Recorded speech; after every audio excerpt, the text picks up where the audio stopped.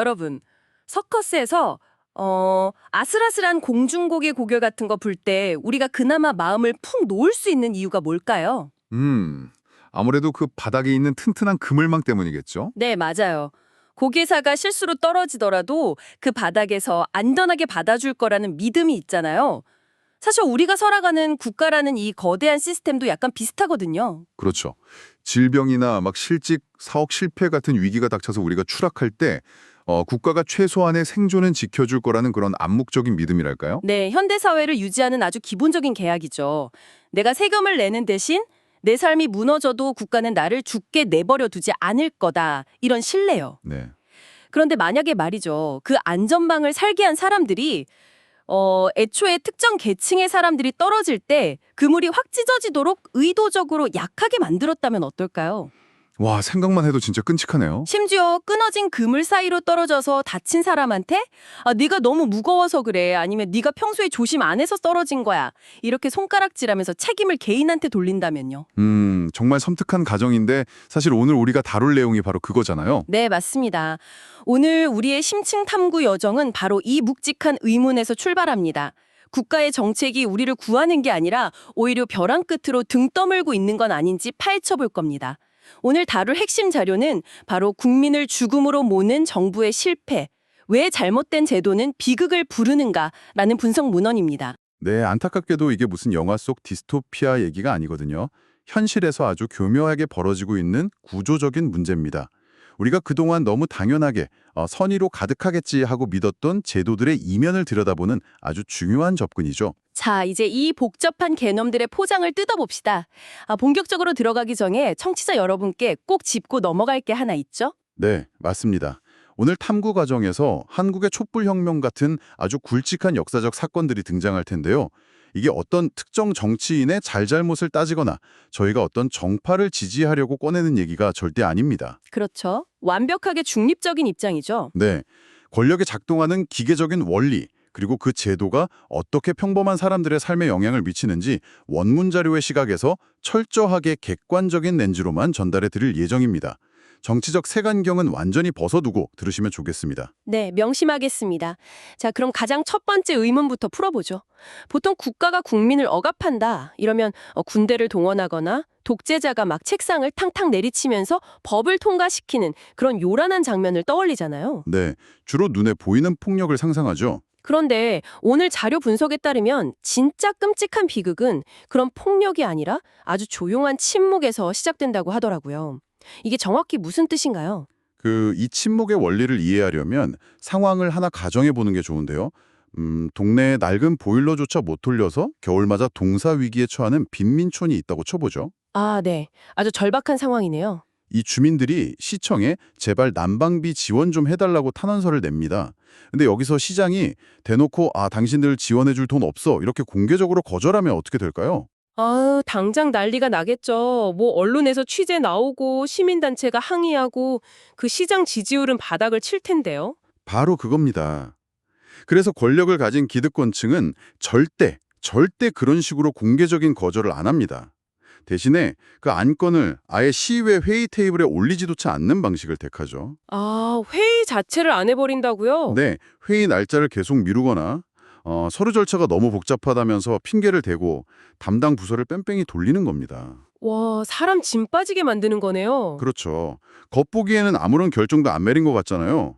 근데 사실은 아무것도 하지 않기로 아주 강력한 결정을 내린 겁니다. 아무것도 하지 않기로 결정했다 그 말이 확 와닿네요. 정치학자 바하라흐와 바라츠는 기득권이 자신들의 이익을 지키려고 이렇게 불편한 문제를 사전에 싹 차단해버리는 걸 무의사 결정론이라고 부릅니다. 아하, 듣고 보니까 이건 약간 그 이메일 스팸 필터 같네요. 오, 스팸 필터요? 근데 엘리트들이 자기들 예산을 깎아먹거나 좀 권력을 나눠야 하는 그런 약자들의 목소리는 아예 수신함에 들어오지도 못하게 그냥 스팸 처리해버리는 거군요. 그러면 대중의 뉴스를 볼 때는 그 문제 자체가 아예 세상에 존재하지 않는 것처럼 보일 테니까요. 와, 그 스팸 필터 비유가 상황의 본질을 너무 정확히 꿰뚫었네요. 스팸 폴더에 들어간 이메일은 시간 지나면 영구 삭제되잖아요. 네, 흔적도 없이 사라지죠. 권력자들은 여기서 한 발 더 나아가서 교묘하게 편견까지 조장합니다. 구조적인 가난인데도 저 사람들이 게을러서 그렇다, 노력을 안 해서 저렇게 된 거다. 이런 식으로 개인 탓으로 싹 돌려버려요. 와, 진짜 무섭네요. 국가는 손에 피 한 방울 안 묻히고 복지에서 낚이는 거고요. 네. 그리고 소외된 사람들은 조용히 사회적 타살에 가까운 죽음을 맞게 되는 거죠. 그런데요, 눈에 보이지 않게 스팸 처리한다고 해서 현실의 고통이 사라지는 건 아니잖아요. 그렇죠. 고통은 그대로죠. 그 추워서 얼어 죽어가는 사람들이 가만히 앉아서 내 탄원서가 스팸 처리됐네 어쩔 수 없지 이러면서 체념하지만은 않을 텐데요. 결국 임계점을 넘으면 살기 위해서라도 거리로 쏟아져 나와서 생존권을 외칠 텐데 이때는 국가가 어떻게 반응합니까? 그때부터는 조용한 침묵이 끝납니다. 아주 물리적인 억압이 본격적으로 시작되죠. 생존의 위협을 느낀 시민들이 거리로 나오잖아요. 그러면 정치인, 고위 관료, 자본가들로 뭉친 엘리트 카르텔이 움직이기 시작합니다. 그 숨어있던 엘리트들이 직접 나서는군요. 네, 이들은 국가의 공권력, 그러니까 경찰이나 사법 시스템을 동원합니다. 원래 공권력은 약자를 포함해서 국민 전체를 지키라고 있는 거잖아요. 그렇죠. 우리의 안전망이어야 하죠. 근데 이 단계에서는 기득권을 지키는 사병처럼 쓰입니다. 이걸 신엘리트론 관점에서 설명할 수 있는데요. 생존을 외치는 신인들을 향해서 합법을 가장한 폭력을 행사하거나 이들을 도로교통법 위반한 불법 시위대, 이런 식으로 범죄자로 낙인 찍어서 감옥에 보내버리는 거죠. 와, 그러니까 권력이 자기들 책임을 덮으려고 법이라는 이름의 몽둥이를 휘두르는 거네요. 제도가 국민을 보호하는 게 아니라 오히려 숨통을 끊는 흉기가 된다는 게 너무 끔찍합니다. 네, 아주 폭력적인 단계로 넘어가는 거죠. 근데 여기서 저는 좀 지적 호기심이 발동하는데요. 가벼운 반론을 하나 제기해 볼게요. 네, 말씀해 보시죠. 는 그런 구조 같거든요. 근데 우리는 지금 민주주의 사회에 살고 있잖아요. 제가 투표장에 가는 이유가 바로 이런 엘리트들의 횡포를 막으려고 선거를 하는 거니까요. 네, 투표의 본질이죠. 만약 어떤 시장이 그런 식으로 빈민촌을 탄압하면 다음 선거에서 서민을 대변하는 시민운동가 출신 후보를 팍 뽑아버리면 해결되는 거 아닌가요? 과두제 같은 걸 막을 수 있잖아요. 이론적으로는 그 질문이 완벽하게 맞습니다. 투표가 세상을 바꾼다는 게 민주주의의 기본 전제니까요. 그런데 여기서 아주 흥미로운 지점이 등장합니다. 어떤 건가요? 현실의 조직과 제도는 그렇게 순진하게 굴러가지 않는다는 겁니다. 방금 말씀하신 그 훌륭한 시민운동가 출신 시장이 당선됐다고 한번 가정해 볼게요.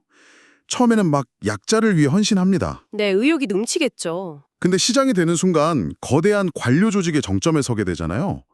엄청난 예산을 주무르고 고급 정보를 독점하고 또 수많은 측근들한테 자리를 나눠줄 수 있는 권한이 생깁니다. 이렇게 1년, 5년, 10년이 지나면 이 조직이 어떻게 될까요? 그 엄청난 권력의 맛을 보면 뭐랄까 초심을 잃고 변질되는 건가요? 네, 이게 단순한 개인의 타락이 아니에요. 조직의 구조적인 숙명입니다. 어느 순간부터 이 지도자와 그를 둘러싼 소수 집단의 최우선 목표가 약자 보호가 아니라 자신들의 권력과 조직을 유지하는 것으로 바뀌어버립니다. 생존 본능처럼요? 맞습니다. 독일의 사회학자 로베르트 비엘스는 이걸 과두제의 철칙이라고 불렀습니다.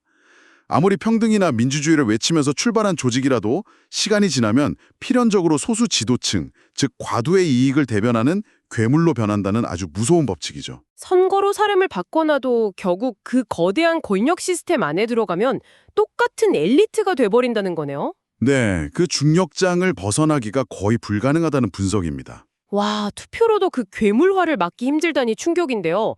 그러면 법이나 규제 같은 정책은 어떤가요? 서민을 위한다는 명목으로 규제도 많이 만들잖아요.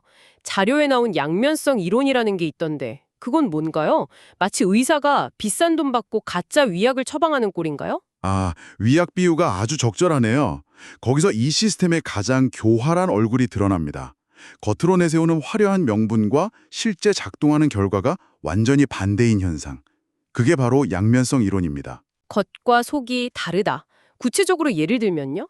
예를 들어 정부가 시민들 건강을 획기적으로 지키겠다면서 전국의 모든 식당에 막 수천만 원짜리 최첨단 공기정화 시스템 설치를 의무화하는 주제를 만들었다고 쳐볼게요.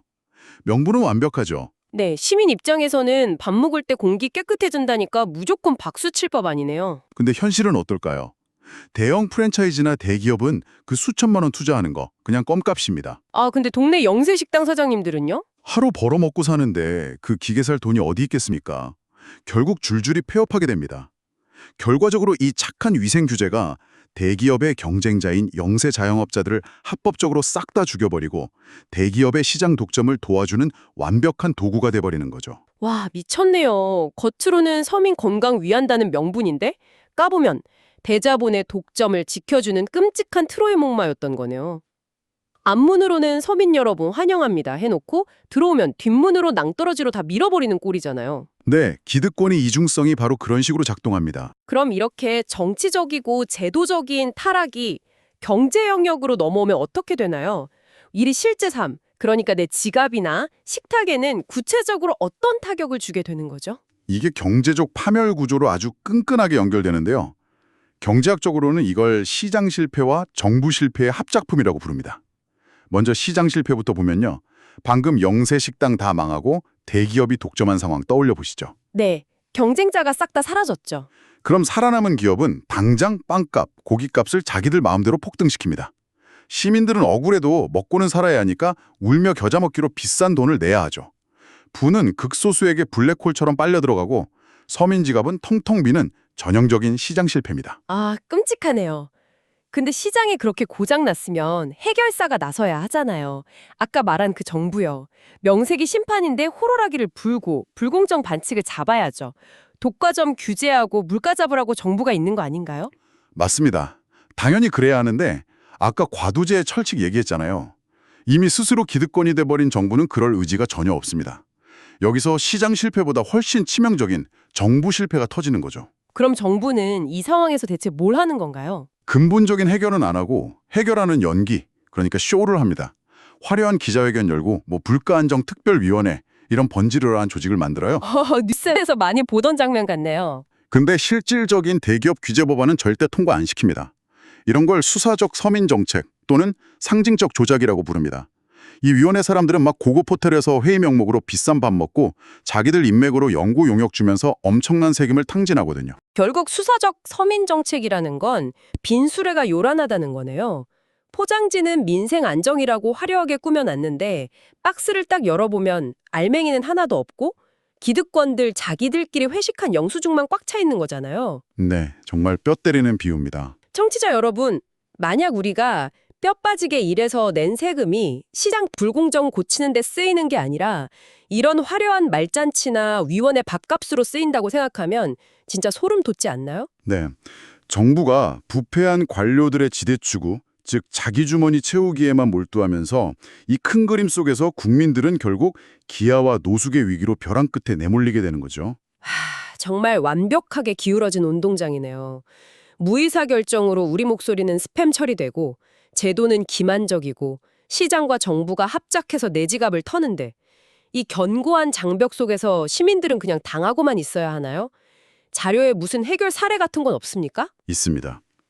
이렇게 완벽해 보이는 엘리트들의 기만적인 시스템 속에서 시민들이 결코 당하고만 있지 않았던 역사적 사례가 원문에 제시되어 있는데요. 바로 대한민국의 촛불혁명입니다. 오, 촛불혁명이요? 그냥 광장에 시민들이 많이 모인 평화적인 시위, 이 정도로만 알았는데 오늘 우리가 얘기한 이 프레임워크로 보면 완전히 다르게 해석되나 보네요. 네, 완전히 다릅니다. 원문의 시각에서 보면 이 사건은 분노한 시민들이 광장으로 쏟아져 나와서 앞서 말한 그 뚫을 수 없을 것 같던 무의사 결정의 장벽을 직접 물리적으로 부숴버린 사건입니다. 아, 이게 정말 흥미진진한 포인트네요. 아까 말한 그 이메일 스팸 필터 말이에요.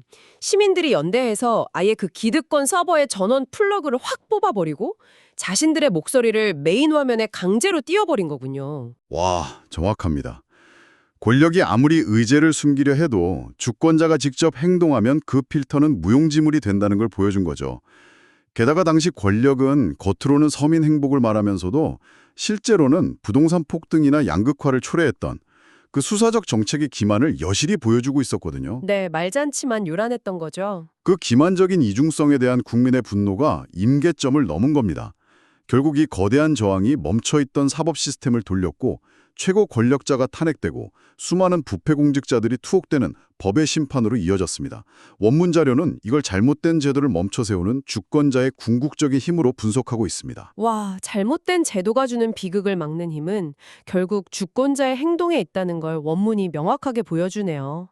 꽉 막힌 속이 좀 뚫리는 기분입니다. 네, 엘리트의 성벽이 아무리 높아도 시민연대의 힘으로 그걸 무너뜨린 아주 교훈적인 사례죠. 자, 어느덧 오늘 이 깊고 치열했던 심층 탐구를 마무리할 시간입니다. 오늘 다른 뼈대들을 아주 짧게 요약해보죠. 권력자들은 무의사결정론으로 약자의 목소리를 은폐하고, 제도는 과두제와 양면성 이론으로 대중을 기만합니다. 그리고 정부와 시장 실패의 결합으로 결국 우리의 실제 삶이 파탄나는 구조를 확인했죠. 네, 오늘 자료의 최종 결론을 짚어드리면 이렇습니다.